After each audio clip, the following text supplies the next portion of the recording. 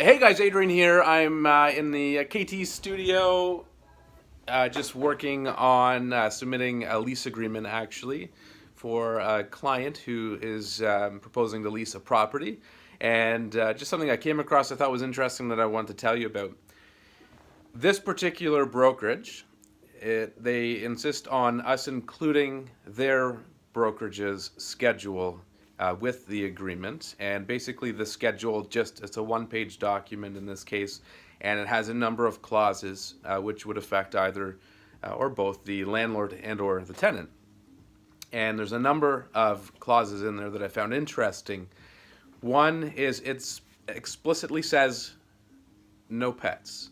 And another one was saying that the landlord and or the tenant at the end of this lease agreement may choose in their sole discretion to dissolve the agreement, and the tenant agrees to vacate the property without reason. As long as either party chooses that that's what they wish, the tenant has to leave.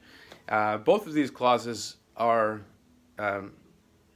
really, they're irrelevant and they have no value because the Residential Tenancy Act supersedes anything in a lease agreement. And the Residential Tenancy Act says that you have a right to have a pet. So a landlord cannot refuse you that right. In fact, if that is in the offer, it actually makes the offer null and void.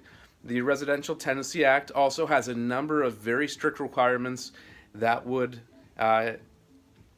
restrict and or allow a landlord to have a tenant vacate.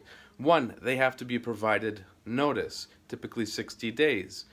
Also, they are not allowed to just kick the tenant out of the house. There has to be very specific circumstances to enable them to do that, such as the owner of the property wanting to move in and use the premises for themselves. They can't just say, I want you out, and go find somebody else that they deem better, or maybe they can get a better rate at that time. So just know that if, one, you're a tenant, you are protected by the Residential Tenancy Act. You should read it and familiarize yourself with it. But also, if you're a landlord looking to put your property on the market for lease, you need to know and don't be duped by real estate agents potentially telling you that they're going to include these conditions for you, because it provides you no level of security. Because anything in the Residential Tenancy Act will supersede anything you put in your lease agreement. So that's my tip for today. Both tenants and landlords out there, hope you're watching this and hope you get some value out of it. Shoot us a message if you have any more questions. Maybe we'll answer them in one of our upcoming quick tip videos.